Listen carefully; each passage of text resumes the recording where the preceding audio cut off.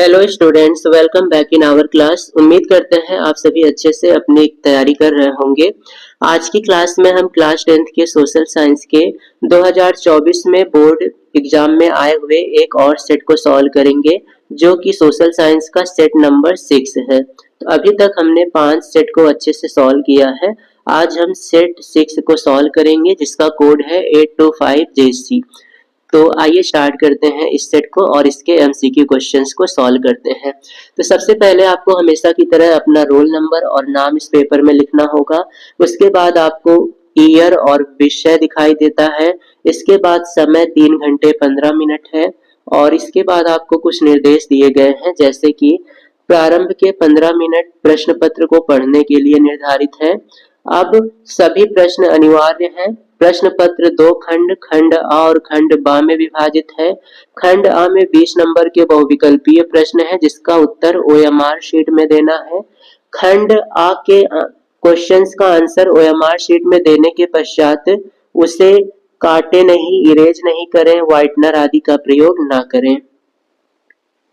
खंड बा की बात करें तो खंड बा में 50 नंबर के वर्णनात्मक प्रश्न हैं, जिसमें 10 नंबर के मानचित्र के भी प्रश्न होंगे। इसी प्रकार आपको ये सभी निर्देश केयरफुली अच्छे से पढ़ना है। 15 मिनट खूब ध्यान से पढ़ने के बाद पेपर को सॉल्व करना स्टार्ट करें। तो आइए अब हम खंड आ की ओर बढ़ते हैं। खंड आ में आपको दिखाई दे रहा है बहुविकल्पीय प्रश्न। तो यही बहुविकल्पीय प्रश्न हम हल करेंगे, जो कि 20 क्वेश्चन है। एक क्वेश्चन 1 नंबर का होता है, तो 20 गुणे 1 आपको इस प्रकार से मिल जाएगा 20 नंबर। अब पहला प्रश्न पढ़ते हैं। इटली का एकीकरण किसके नेतृत्व में किया गया? इटली का एकीकरण किसने किया? Giuseppe Garibaldi, Otto von Bismarck, Napoleon, William प्रथम।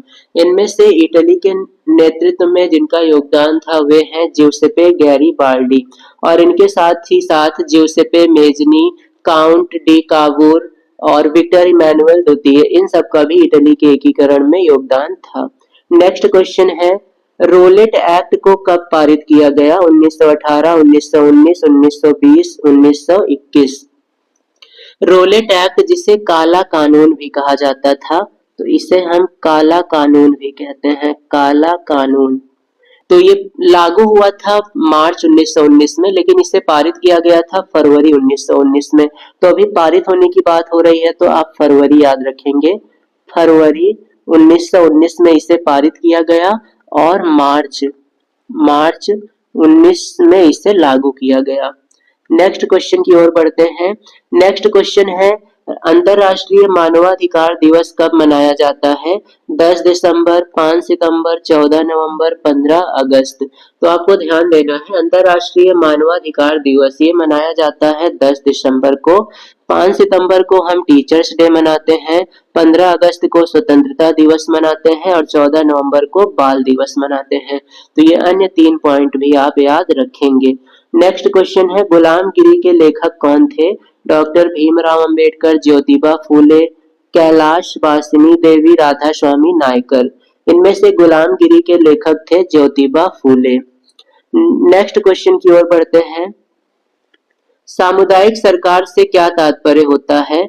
जब पूरा समाज मिलकर शासन का संचालन करता हो, जब सत्ता का बंटवारा विभिन्न सामाजिक समूहों में हो, बहुल कार्यपालिका वाली सरकार हो, मंत्रियों की सामूहिक जिम्मेदारी वाली सरकार हो। इनमें से सामुदायिक सरकार का क्या तात्पर्य होता है? तो सामुदायिक सरकार का तात्पर्य है जब सत्ता का बंटवारा विभिन्न सामूहिक सामाजिक समूहों के बीच में हो। नेक्स्ट क्वेश्चन है, निम्न में से कौन सा शासन का अंग नहीं है? तो भारत में शासन को 3 भागों में बांटा गया है, कार्यपालिका, न्यायपालिका और विधायिका। नगर पालिका शासन का अंग नहीं है, तो यही सही जवाब है। नेक्स्ट क्वेश्चन है, भारत में पंचायती राज की स्थापना कब हुई थी? 1980 में, 1990 में, 1992 में और या फिर 2004 में। तो आपको ध्यान में रखना है 1992 में 73वें संविधान संशोधन, 73वें संविधान संशोधन के द्वारा पंचायती राज व्यवस्था की शुरुआत 1992 में की गई थी। नेक्स्ट क्वेश्चन है, भारतीय कम्युनिस्ट पार्टी की विचारधारा क्या है? मार्क्स लेनिनवाद में विश्वास, धर्मनिरपेक्षता और लोकतंत्र का समर्थक, साम्राज्यवाद और सांप्रदायिकता विरोधी, इनमें से सभी। भारतीय कम्युनिस्ट पार्टी की विचारधारा ये सभी हैं, तो यहाँ पर सही जवाब है उपर्युक्त सभी। नेक्स्ट क्वेश्चन की ओर बढ़ते हैं, लोकतंत्र का प्रमुख गुण निम्न में से कौन सा है? देशभक्ति की भावना, राष्ट्रीय चरित्र का निर्माण, प्रगतिशील सरकार, इनमें से सभी। तो लोकतंत्र का प्रमुख गुण ये सभी ही हैं, तो सही जवाब है उपर्युक्त सभी। नेक्स्ट क्वेश्चन है, भारत में अवशिष्ट शक्तियां किसे प्राप्त हैं? राज्य को, संघ अर्थात केंद्र को, दोनों को, या फिर इनमें से किसी को नहीं। तो भारत में अवशिष्ट शक्तियां संघ को प्राप्त हैं, तो सही जवाब है ऑप्शन ख। नेक्स्ट क्वेश्चन है, पंजाब में भूमि निम्नीकरण का कारण क्या है? गहन खेती, वनोन्मूलन, अधिक सिंचाई, या फिर इनमें से सभी। तो पंजाब में भूमि निम्नीकरण का मुख्य कारण है अधिक सिंचाई। नेक्स्ट क्वेश्चन है, भारत निम्न में से कौन सा संरक्षण तरीका समुदायों की सीधी भागीदारी नहीं करता है? संयुक्त वन प्रबंधन, बीज बचाओ आंदोलन, चिपको आंदोलन, वन्य जीव पशु विहार का परिसीमन। तो इनमें से चिपको आंदोलन ये समुदायों की सीधी भागीदारी नहीं करता है। नेक्स्ट क्वेश्चन है, निम्न में से फलीदार फसल कौन सी है? दाल, ज्वार, मोटा अनाज, चावल। तो इनमें से दालों को फलीदार फसल कहा जाता है। नेक्स्ट क्वेश्चन की ओर बढ़ते हैं। नेक्स्ट क्वेश्चन है, निम्न में से कौन सी शब्दावली दो या दो से अधिक देशों के बीच के व्यापार को दर्शाती है? आंतरिक व्यापार, बाहरी व्यापार, अंतरराष्ट्रीय व्यापार, स्थानीय व्यापार।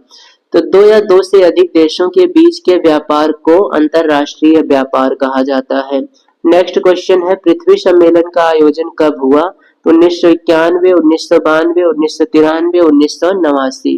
तो इनमें से पृथ्वी सम्मेलन का आयोजन 1992 में हुआ था। नेक्स्ट क्वेश्चन की ओर बढ़ते हैं।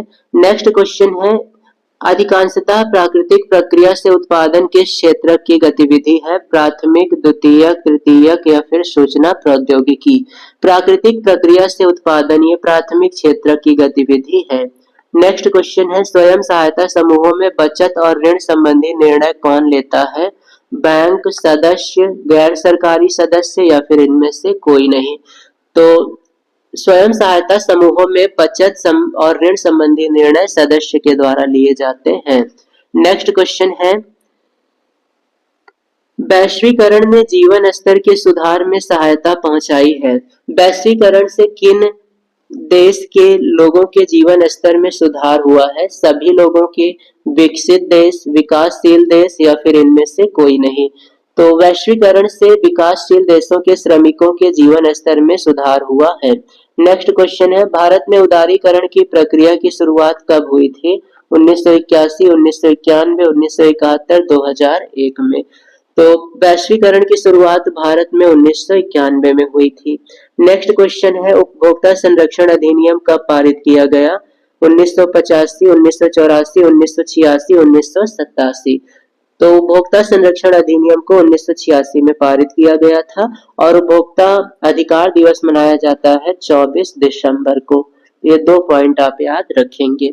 इस प्रकार से ये खंड आ के इम्पोर्टेंट एमसीक्यू क्वेश्चन सॉल्व हो चुके हैं। इसी प्रकार की डेली क्लासेस के लिए आप हमारे चैनल से जुड़े रहें और अगर अभी तक आपने हमारे चैनल को सब्सक्राइब नहीं किया है तो सब्सक्राइब कर लें ताकि डेली क्लासेस आप तक पहुंचती रहे।